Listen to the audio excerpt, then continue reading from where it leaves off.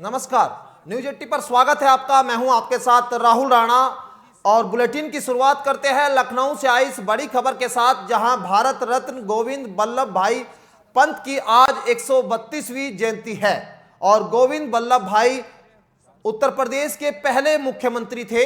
इस अवसर पर यूपी के मुख्यमंत्री योगी आदित्यनाथ ने प्रदेश के पहले मुख्यमंत्री पंडित गोविंद बल्लभ पंत की 132वीं जयंती पर आज उनको याद किया है। और लोक भवन प्रांगण में सीएम योगी आदित्यनाथ ने पंडित गोविंद बल्लभ पंत की प्रतिमा पर पुष्पांजलि अर्पित की है। मुख्यमंत्री योगी आदित्यनाथ ने कहा है कि प्रदेश के पहले मुख्यमंत्री के रूप में गोविंद बल्लभ पंत ने उत्तर प्रदेश के समग्र विकास की बुनियाद रखी थी।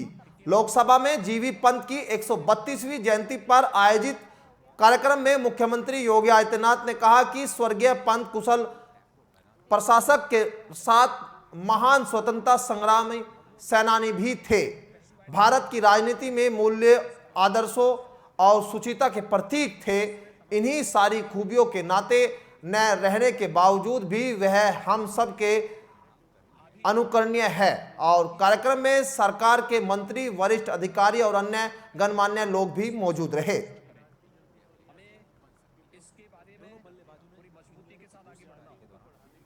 और रुक करते हैं लखनऊ से आई इस बड़ी खबर का, जहां बीएसपी ने काटा मुख्तार अंसारी का टिकट। इस वक्त की बड़ी खबर लखनऊ से। बीएसपी ने साफ किया कि किसी माफिया को वो टिकट नहीं देगी। बीएसपी सुप्रीमो का बड़ा फैसला। मऊ से बीएसपी विधायक है मुख्तार। बसपा सुप्रीमो मायावती ने मऊ जिले में बीएसपी सीट के विधायक मुख्तार अंसारी का 2022 यूपी विधानसभा चुनाव के लिए टिकट काट दिया है। इस वक्त की बड़ी खबर आपकी स्क्रीन पर बता रहे हैं, जहां पर बीएसपी ने साफ किया है कि अब वो बाहुबली और माफियाओं को टिकट नहीं देगी। मुख्तार अंसारी का टिकट इसी को लेकर कहा गया है और ये घोषणा मायावती ने खुद की है। मायावती ने कहा है कि किसी माफिया को टिकट नहीं मिलेगा। 2017 विधानसभा चुनाव में मुख्तार अंसारी की कौमी एकता दल का बसपा में विलय हुआ था।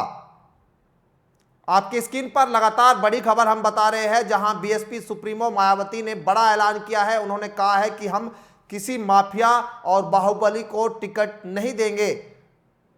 2017 विधानसभा चुनाव में मुख्तार अंसारी की कौमी एकता दल का बसपा में विलय हुआ था और उसके बाद बीएसपी से लगातार वो चुनाव लड़ रहे थे।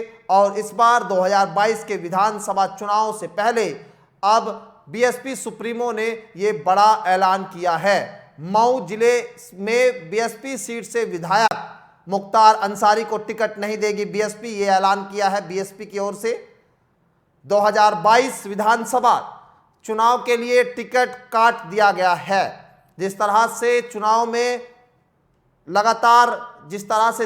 लगातार बाहुबलियों को और माफियाओं को राजनीतिक पार्टियां टिकट देती थी, अब वो टिकट बीएसपी नहीं देगी, ये ऐलान किया है बीएसपी ने। और बातचीत करने के लिए अभिषेक शर्मा जुड़ चुके हैं बातचीत करने के लिए। अभिषेक, क्या जानकारी है इसको लेकर?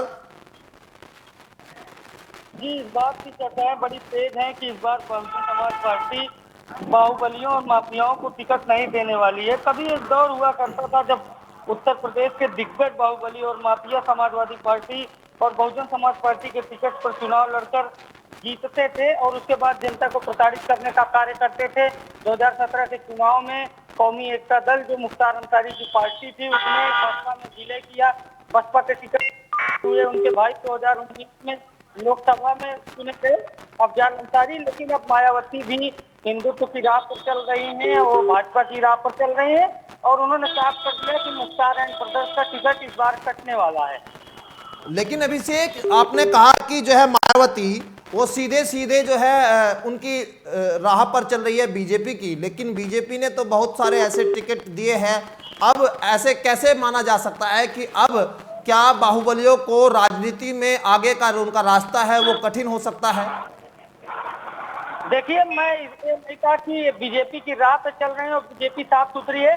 मैंने कहा बीजेपी के हिंदुत्व वाले रास्ते को मायावती ने अख्तियार कर लिया है और कहीं न कहीं जिस तरह से ब्राह्मण सम्मेलन हुआ उसके बाद वो देखिए कहीं न कहीं मायावती खुद के ऊपर से जो मुस्लिम समर्थक होने का टैग लगा था, मुस्लिम तुष्टीकरण का टैग लगा था, मायावती ने पिछले कई सालों में उससे मुक्ति पा ली है और मायावती अब धीरे धीरे भारतीय जनता पार्टी की तरह हिंदुत्ववादी राजनीति पर आगे बढ़ रही है।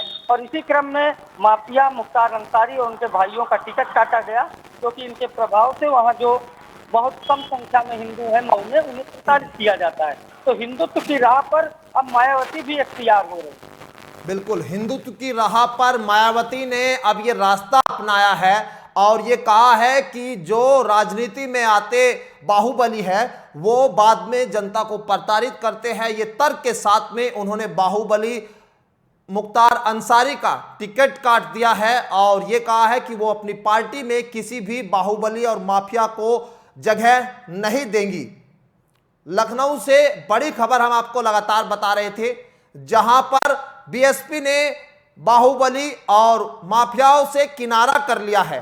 हिंदुत्व की राह पर साफ तौर पर यह चलती दिखाई दे रही है मायावती, और जैसे एक बार छवि मायावती की मुस्लिमों को लेकर भी बनती दिखी थी, अब उस छवि को भी जो है उन्होंने अपना बदला है। और कहीं ना कहीं बीजेपी जिस रास्ते पर चल रही है हिंदुत्व को लेकर, अब इस तरह के कई ऐसे कड़े फैसले मायावती ले चुकी है और आने वाले चुनाव में मायावती हिंदुत्व के मुद्दे पर चुनाव लड़ने की तैयारी में है। इसका एक परिणाम प्रबुद्ध सम्मेलन भी था। और बढ़ते हैं अगली खबर की ओर। अगली बड़ी खबर लखनऊ से मिल रही है, जहां प्रियंका गांधी का लखनऊ का दूसरा दिन है। लखनऊ में प्रियंका गांधी के दौरे का आज दूसरा दिन। आगामी अभियानों पर मंथन करेगी प्रियंका। इस वक्त की बड़ी खबर लखनऊ से बता रहे हैं, आज सलाहकार कमेटी के साथ एक बैठक करेगी, प्रत्याशियों के चयन पर भी मंथन होगा। इस वक्त की बड़ी खबर आपकी स्क्रीन पर लगातार बता रहे हैं, जहां पर आज प्रियंका गांधी दूसरे दिन के दौरे पर है और कल प्रियंका गांधी लखनऊ पहुंची थी। उसके बाद आज दूसरा दिन प्रियंका गांधी का इस दौरे का। गुरुवार को जैसे ही लखनऊ पहुंची थी और कांग्रेस महासचिव प्रियंका गांधी पार्टी के आगामी अभियानों पर मंथन करेगी प्रियंका गांधी और सलाहकार कमेटी के साथ बैठक करेगी। यूपी विधानसभा चुनाव प्रत्याशियों के चयन पर भी मंथन होगा। प्रियंका अपने दौरे के दौरान पार्टियों के नेताओं के साथ बैठक करेगी, ये रणनीति बनाएगी। ये जानकारी मिल रही है लखनऊ से और खबर पर बातचीत करने के लिए अभिषेक शर्मा जुड़ चुके हैं। अभिषेक से सीधे बात करेंगे। अभिषेक, आज का क्या क्या कार्यक्रम रहने वाला है प्रियंका गांधी का 2 दिवसीय दौरा है?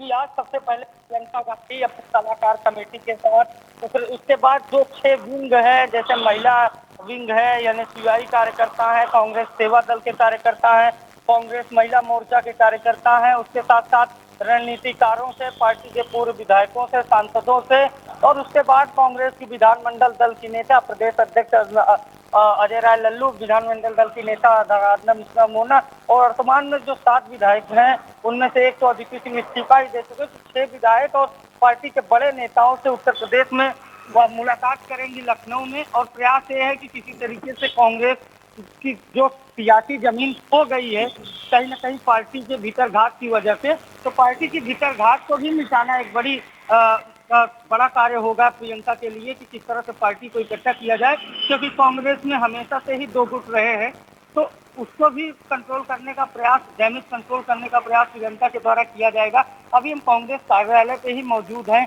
और अंदर थाने में मीटिंग चल रही है। सुबह 11 बजे नसीमुद्दीन सिद्दीकी जो पूर्व मंत्री थे बसपा सरकार में, वो कांग्रेस में आए, उनकी गाड़ी आई। उसके बाद प्रदेश अध्यक्ष अजय राय लल्लू आए, कांग्रेस विधानमंडल दल की नेता आराधना मिश्रा मोना आई और प्रियंका गांधी पहले से ही कार्यालय में मौजूद थी। तो एक गुपचुप मीटिंग चल रही है, कोई भी मीडिया को बाइट नहीं दी जा रही है। हमें 1 घंटे बाद का समय बताया गया है कि आपको जानकारी दी जाएगी क्या कुछ हुआ। कुछ बड़े संगठनात्मक फेरबदल भी हो सकते हैं, कई जिला अध्यक्षों को भी हटाया जा सकता है, कई सिटिंग विधायकों का टिकट भी काटा जा सकता है, क्योंकि कांग्रेस नेताओं ने हमसे कहा कि अगर भारतीय जनता पार्टी की तरह उत्तर प्रदेश में सत्ता चलानी है तो फिर टिकट काटने का हौसला होना चाहिए। तो कहीं न कहीं कांग्रेस पार्टी इस बार कुछ बड़े बदलाव के साथ उत्तर प्रदेश में उतरना चाहती है। अब सफल होगी या असफल, आने वाला समय बताएगा। बिल्कुल अभिषेक, कहीं ना कहीं जो आज के समय में कांग्रेस उत्तर प्रदेश में अपना जनाधार जो खो चुकी है, उस जनाधार को बचाने के लिए अब ये दौरा अहम इसलिए भी माना जा रहा है क्योंकि आने वाले लोकसभा चुनाव में अगर कांग्रेस को सत्ता में काबिज होना है तो उत्तर प्रदेश का रास्ता ही अख्तियार करता है। उत्तर प्रदेश के 80 लोकसभा सीटें भी आती है और जिसमें से 403 विधानसभा सीटें जो उत्तर प्रदेश में आती है उनको लेकर अब कांग्रेस सक्रिय नजर आ रही है। हालांकि जो पीछे कुछ समय पहले जो चुनावी सर्वे हुए हैं उसमें कांग्रेस की जो साख है वो घटी है, तो उसको लेकर भी कहीं ना कहीं ये रणनीति मानी जा रही है। और आपसे ये भी जानना चाहेंगे अभिषेक कि आखिर क्या लग रहा है कि जब वहां से अपने कार्यालय से निकलेगी तो शाम तक जो उनके कार्यक्रम होंगे उसको लेकर जिस तरह के फेरबदल की आप बात कर रहे हैं संगठनात्मक तरीके से या दूसरे कोई कार्यक्रम, क्योंकि कल भी जब प्रियंका गांधी अचानक वहां पहुंची थी तो सबको चौंका दिया था, क्या कोई ऐसे चौंका देने वाले कुछ फैसले ले सकती है प्रियंका? जी, आपको बता दें कि कांग्रेस पार्टी में अगर दो फाड़ होने की सबसे बड़ी वजह रही तो कांग्रेस पार्टी की भीतरघात। सबसे पहले सूत्रों की माने तो प्रियंका गांधी उन पर चोट करने वाली हैं जिनकी वजह से पार्टी को काफी नुकसान हुआ है। विश्वस्त सूत्रों की माने तो आज से लेकर कल तक की बैठक में कुछ लोगों को पार्टी से बाहर का रास्ता भी दिखाया जाएगा, नए लोगों को जोड़ा जाएगा। कांग्रेस के साथ समस्या इस बात की है कि जिस तरह से उत्तर प्रदेश में जातिवाद की राजनीति को चरम पर पहुंचाया सपा और बसपा में, तो उसमें से कांग्रेस इस बात में पिछड़ती हुई नजर आई। उसके पास जातीय संतुलन नहीं था क्योंकि राष्ट्रीय पार्टियां जातीय संतुलन पर राजनीति नहीं करती हैं। वहीं इसके उलट भाजपा ने राजनीतिक संगठनात्मक ढांचा खड़ा किया और आज उत्तर प्रदेश की सत्ता में काबिज है। तो कांग्रेस के लिए मुश्किलें कई सारी हैं और हल केवल एक है, प्रियंका गांधी। प्रियंका गांधी के अलावा उत्तर प्रदेश में कांग्रेस के पास कोई ऐसा नेता नहीं है जो लीड पर आकर चुनाव को लड़ सके, अपने चेहरे पर चुनाव लड़ सके। बिल्कुल, जो कांग्रेस के ऊपर लगातार ये आरोप भी लगते रहे हैं अभिषेक कि कांग्रेस जो है वो परिवारवाद को बढ़ावा देती है, अब क्या उत्तर प्रदेश में इस बार कुछ अलग देखने को मिल सकता है? क्या कोई ऐसे नामों पर भी चर्चा हो सकती है? क्योंकि जिस तरह से ये कहा जा रहा है कि अगर इस समय उत्तर प्रदेश में कांग्रेस को बचाना है तो किसी चेहरे को सामने लाना पड़ेगा। प्रियंका गांधी इसको लेकर पिछले कई सालों से जो है वो लगातार 2 साल के करीब उनको हो चुका है, वो उत्तर प्रदेश में सक्रिय राजनीति कर रही है। लेकिन अब क्या ये भी माना जा रहा है कि जो मुख्यमंत्री पद को लेकर भी क्या कांग्रेस पहले ही घोषणा कर सकती है या प्रियंका के नाम पर उत्तर प्रदेश में इस बार कांग्रेस चुनाव लड़ सकती है? इस तरह की कोई संभावना है, इस तरह की कोई बातचीत सामने आ रही है? देखिए राहुल जी, ये यूनिवर्सल ट्रूथ है, आकांक्ष सत्य है कि चाहे सपा हो, बसपा हो, कांग्रेस हो या अन्य कोई दल हो उत्तर प्रदेश या पूरे भारत की राजनीति में, भारतीय जनता पार्टी को छोड़कर बाकी हर जगह यह है कि अगर पिता ने पार्टी बनाई है तो उसका अध्यक्ष पुत्र ही होगा। लेकिन भारतीय जनता पार्टी में बहुत कम ही ऐसा देखने को मिलता है कि अगर पिता सांसद है तो बेटे को विधायकी का टिकट मिलेगा। तो सबसे पहले संगठन को मजबूत करने के लिए कांग्रेस को परिवारवाद से ऊपर उठना पड़ेगा। सारा घूम फिर कर मामला वहीं जाता है कि सोनिया गांधी अध्यक्ष होती है, उसके बाद कभी राहुल बन जाते हैं, फिर सोनिया जी बन जाते हैं और फिर राहुल बन जाते हैं। तो कहीं ना कहीं कांग्रेस वर्कर भी इस बात से नाराज हैं कि भैया हमें कब मौका मिलेगा सक्रिय राजनीति करने का। चलिए अभिषेक, बहुत बहुत शुक्रिया तमाम बातचीत करने के लिए, और आज का जो कार्यक्रम है उस पर नजर बनाए रखिए, आपसे अपडेट आगे भी लेते रहेंगे। और आज प्रियंका गांधी का ये 2 दिवसीय दौरा लखनऊ में अचानक प्रियंका गांधी वहां पहुंची थी। और बढ़ते हैं अगली बड़ी खबर की ओर। अगली बड़ी खबर शामली से मिल रही है, जहां पुलिस और बदमाशों के बीच एक बार फिर मुठभेड़ देखने को मिली है। डकैती की घटना में शामिल थे बदमाश, पुलिस ने मुठभेड़ के दौरान गिरफ्तार किए हैं। शामली में डकैती की घटना को अंजाम देने वाले बदमाशों और पुलिस के बीच मुठभेड़ हुई। पुलिस की गोली लगने से एक बदमाश घायल हो गया है और जबकि 2 बदमाश मौके से फरार हो गए हैं। मुठभेड़ के बाद गोली लगने से हुए आरोपी की पहचान डकैती की घटना में शामिल हुए आरोपी नीरज के रूप में हुई है, जिसके ऊपर पुलिस ने 25,000 का इनाम भी घोषित किया था। पुलिस अधीक्षक ने बताया कि पुलिस टीम के द्वारा किए गए सराहनीय कार्य को देखते हुए पुलिस टीम को नगद राशि पुरस्कार व सम्मानित भी किया गया है। फिलहाल पुलिस पकड़े गए बदमाशों से घटनाओं के बारे में पूछताछ करने में जुटी है और बदमाश के पास से नकदी, सोने के आभूषण व अवैध तमंचा, जिंदा कारतूस और एक मोटरसाइकिल बरामद हुई। हुई थी, जिसमें कि घर में असलों के दम पर बंधक बनाकर लूट की घटना जो है वो कारित की गई थी कुछ अपराधियों के द्वारा। उसमें तीन अपराधियों की गिरफ्तारी पुलिस द्वारा पहले ही की जा चुकी है और पूछताछ में पता चला था कि उसका सरगना जो है वो नीरज नाम का एक अपराधी है और उस पर जो है जनपद पुलिस द्वारा 25,000 रुपये का इनाम भी रखा गया था और उसके संबंध में सूचनाएं जो है संकलित की जा रही थी और उसी क्रम में जब चेकिंग पार्टी के द्वारा उस बाइक को रोका गया तो वो जो है किनारे की तरफ भागी और उन्होंने पुलिस पार्टी पर फायरिंग की। प्रत्युत्तर में आत्मरक्षा जो है पुलिस के द्वारा भी फायरिंग की गई और उस फायरिंग में एक व्यक्ति को गोली लगी है और वो व्यक्ति जो है उसे पूछताछ करने में पता चला है कि वही वो नीरज है जो उस पूरे लूट का जो है सरगना था। सर क्या बरामदगी भी हुई है? जी उनसे जो है एक तमंचा बरामद हुआ है, जिस बाइक से वो भाग रहा था वो बरामद हुआ है। कैश भी है और उसके पास से कुछ सोने के आभूषण भी बरामद हुए हैं। एक बार हम लोग और पूछताछ अच्छे से कर लें उपचार के बाद और उससे पता चल जाए कि ये किन घटनाओं से प्राप्त ये इनका जो भी रिकवरीज है। और खबर पर बातचीत करने के लिए सरवन सैनी जुड़ चुके हैं शामली से। सरवन, क्या जानकारी है इसको लेकर? एक बदमाश भी बताया जा रहा है इसमें फरार हुए हैं। जी, ये जो पूरी घटना है वो देर रात्रि की है। देर रात्रि पुलिस जो है चेकिंग कर रही थी और ये थाना भवन क्षेत्र के अहमद पुलिया पर पुलिस चेकिंग कर रही थी। पुलिस को सूचना मिली थी कि हाल ही में थाना भवन क्षेत्र के कादरगढ़ में जो डकैती की घटना को अंजाम दिया है, कुछ बदमाश क्षेत्र में है और किसी घटना को अंजाम दे सकते हैं, जिसको लेकर सघन चेकिंग अभियान चलाया जा रहा था। तो पुलिस ने चेकिंग कर रही थी। उसी समय बाइक पर सवार 3 व्यक्ति आए। जब रुकने का इशारा किया गया तो पुलिस पर फायर किया गया। जवाबी फायर में जो है एक बदमाश को गोली लगी है, जिसकी पहचान डकैती की घटना में शामिल नीरज के रूप में हुई है, जिस पर 25,000 रुपए का इनाम भी पुलिस ने घोषित किया हुआ था।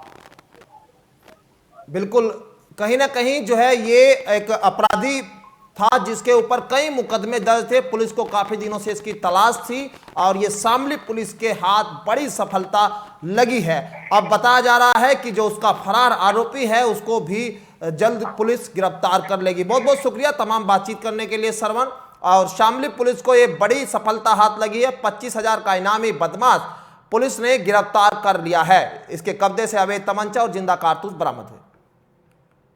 और बढ़ते हैं अगली बड़ी खबर की ओर। अगली बड़ी खबर मथुरा से मिल रही है, जहां पर मथुरा के गोवर्धन थाने के अंतर्गत बस स्टैंड में एक साधु का शव मिलने से हड़कंप मच गया, जिसकी सूचना थाना गोवर्धन पुलिस को दी गई है और सूचना पाकर मौके पर पहुंची पुलिस ने साधु के शव को कब्जे में लेकर उसकी शिनाख्त शुरू कर दी है। और साधु के पास से मिले बैग में कागजों के मुताबिक मृतक की पहचान राधे श्याम निवासी गांव बेटा पोस्ट सलेमपुर जिला हाथरस के रूप में हुई है, जिसकी उम्र लगभग 55 वर्ष बताई जा रही है।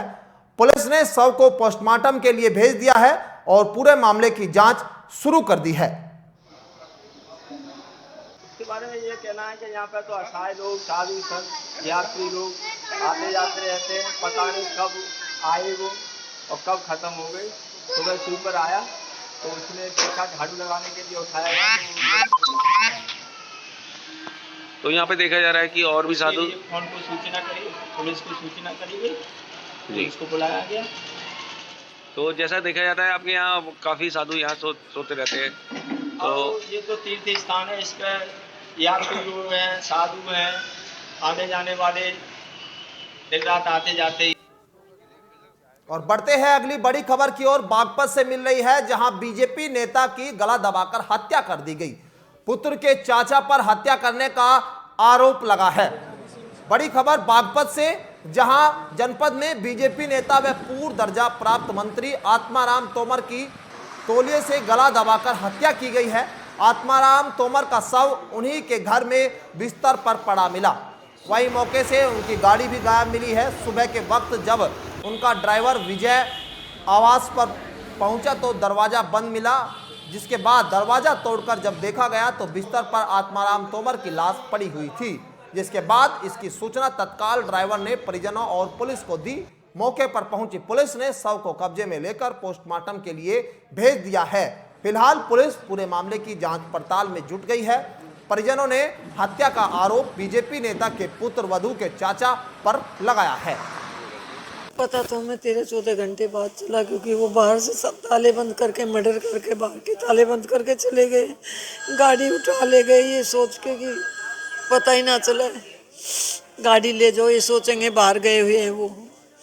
रात को जब फिर हमने अपने पुराने ड्राइवर को बुलाया, कहा तुम देखो, मैं तो दिल्ली थी, बेटा उनका बेटा है डॉक्टर प्रताप सिंह तोमर, उसने कहा ताला तोड़ो, ये सब खुला हुआ था, सब ये सब बंद था। तब जाके उनका हमें पता चला। मरने के 13-14 घंटे बाद सुबह 7:45 बजे भारतीय जनता पार्टी से तो 97 से 2002 तक गन्ना संस्थान के उपाध्यक्ष रहे हैं। हाँ, उसमें चुनाव भी लड़ा मुन्ना के सामने। ये दोनों वही तो दर्जा मंत्री जो रहे हैं 97 से 2002 तक रहे हैं। अभी तो रंजिश का पता नहीं चला क्या है क्या नहीं। गाड़ियाँ ले गए कुछ? हाँ, गाड़ियाँ ले गए उठा के, मार के, ये सब ताले बंद करके, और गाड़ी उनकी स्कॉर्पियो ले गए। 2 आदमी थे उस सीसीटीवी कैमरे में जो दिखाई दे रहा फिलहाल तो, और तो आगे पुलिस ही करेगी कार्रवाई क्या होता है। मैं अभी 2 दिन से बाहर था, मेरे पिताजी का ऑपरेशन था भारती में, मेरठ में, मैं वहाँ पे था। तो वहाँ से कल शाम को 5 बजे आया, देखा तो यहाँ पे गाड़ी नहीं थी, तो मैं घर पे चला गया, मुझे लगा कि बाहर होंगे वो। फिर बाद में रात को 9:30 बजे के करीब इनके बड़े लड़के की कॉल आई, प्रताप सिंह तोमर की, मेरठ से। उन्होंने पता किया कि वो यहाँ पे नहीं है। उन्होंने पूछा मुझसे कि उनसे बात हुई, उनका मोबाइल स्विच ऑफ था, जो कि आज तक कभी आया नहीं। तो फिर उनसे बात संपर्क हो नहीं पाया, इधर उधर संपर्क किया, उनका पता नहीं चला। फिर हम यहाँ पर आए, यहाँ पर आने के बाद में हमने चेक किया तो पाया जो हम यहाँ पे जो एक्टिविटी करके जाते थे उससे कुछ ज़्यादा ही एक्टिविटी हो रखी थी। यहाँ पे पीछे का दरवाज़ा वो बंद था, विंडो बंद थी, और बाहर से लॉक लगा हुआ था। फिर हमने लॉक तोड़ने का प्रयास किया, लॉक तोड़ के अंदर गए तो फिर उनका जो भी है तो टॉवल से उनका फेस ढककर उनकी मृत्यु की गई थी। कोई और भी रहते थे यहाँ पे रूम रेंट पर गए हुए हैं, बाहर से लड़के रहते थे। वो लड़के जो है रात को 2-3 बजे तक जगते थे, और दिन में मेरे ख्याल से 11-12 बजे तक उठते थे वो। यही उनकी एक्टिविटी है। और रात को उनके पास में जो है खाना लेके आए थे, एक लड़का है यहाँ पे, उन्हें खाना खिलाता थे। तो आया उनके पास में, उनसे मिल के गया 9 बजे तक। 9 बजे के बाद में फिर एक लड़का ऊपर विकास, जो कि अपने घर पर बात कर रहा था, वो 11 बजे तक ऊपर टहला, गाड़ी यहीं पर थी। कौन है जिसकी हत्या हुई है, कौन है, क्या नाम है? ये डॉक्टर आत्माराम तोमर है। ये पूर्व राज्य मंत्री स्तर पर रह चुके हैं, और हमारे यहाँ जाट कॉलेज के प्रिंसिपल भी रह चुके हैं। अब ये फिलहाल कौन सी पार्टी? और इसी खबर पर बातचीत करने के लिए बागपत से हैदर मलिक जुड़ चुके हैं। हैदर, क्या जानकारी है? क्या कोई हत्यारोपी को लेकर कोई जानकारी भी पुलिस जुटा पाई है अभी तक? देखिए, बिल्कुल मैं बता दूं, अगर देखा जाए, अभी इसमें पुलिस कुछ नहीं कर पाई है। एसपी जो नीरज कुमार जादव हैं, वो घटना स्थल पर खुद ही मौके पर मौजूद हैं, और 2 थानों की फोर्स के साथ वो घटना स्थल पर उन्होंने जायजा लिया है। मौके पर डॉग स्क्वाड को भी बुलाया गया है, पूरी छानबीन की गई है। हालांकि इस संबंध में जो है आशंका जताई जा रही है कि जो पुत्र वधू है उसके चाचा पर फिलहाल परिजनों ने शक जताते हुए मुकदमा दर्ज कराया। फिलहाल पुलिस पूरे मामले की जांच पड़ताल में जुट गई है। एसपी का कहना है कि जो उनकी कार जो गई है उसे भी जल्द बरामद किया जाएगा। फिलहाल सीसीटीवी फुटेज के आधार पर पुलिस ने पूरे मामले की जाँच शुरू कर दी है। जी चलिए, बहुत शुक्रिया तमाम बातचीत करने के लिए। नजर बनाए रखिए, आपसे फिर अपडेट लेते रहेंगे। और बागपत में बीजेपी नेता की हत्या का आरोप पुत्रवधू के चाचा पर लगा है। यहां बीजेपी नेता की तौलिया से गला दबाकर हत्या की गई। और बड़ी खबर बिजनौर से मिल रही है, जहां पर बच्चे का मुंडन कराने जा रहे परिजनों से भरी पिकअप गाड़ी सड़क किनारे खड़ी डीसीएम से जा टकराई। इस वक्त की बड़ी खबर, जहां सड़क किनारे खड़ी डीसीएम से टकराई है गाड़ी, और 10 से 12 लोग हादसे में घायल हुए हैं। यूपी के बिजनौर थाना धामपुर के अल्हेपुर सड़क मार्ग पर बच्चे का मुंडन कराने जा रही पिकअप गाड़ी अचानक सड़क किनारे खड़ी डीसीएम से टकरा गई। इस हादसे में 10 से 12 लोग मामूली रूप से घायल हो गए हैं। सूचना पर पहुंची पुलिस ने सभी घायलों को इलाज के लिए अस्पताल में भेजा है। और खबर पर बातचीत करने के लिए सीधा चलते हैं बिजनौर। महेंद्र सिंह जुड़ चुके हैं। महेंद्र, क्या जानकारी है इस खबर को लेकर? महेंद्र, आपको आवाज मिल पा रही है क्या? जानकारी है इसको लेकर जो सड़क हादसा हुआ है ये? चलिए, संपर्क नहीं हो पा रहा है महेंद्र से। और बिजनौर के धामपुर अल्हेपुर सड़क मार्ग पर बच्चे का मुंडन कराने जा रही पिकअप गाड़ी अचानक सड़क खड़े किनारे डीसीएम में टकराई है, जिसमें यह हादसा हुआ। और बढ़ते हैं अगली खबर की ओर। अगली बड़ी खबर लगातार हम बता रहे हैं बिजनौर से। बिजनौर में भी जिस तरह का सड़क हादसा देखने को मिला है, उसके बाद से कहीं ना कहीं वहां इलाके में इसको लेकर दहशत का माहौल भी देखा जा रहा है। और फिलहाल मेरे साथ इस बुलेटिन में इतना ही। देश प्रदेश की तमाम खबरें देखने के लिए बने रहिए आप न्यूज 80 के साथ। मुझे दीजिए इजाजत, नमस्कार।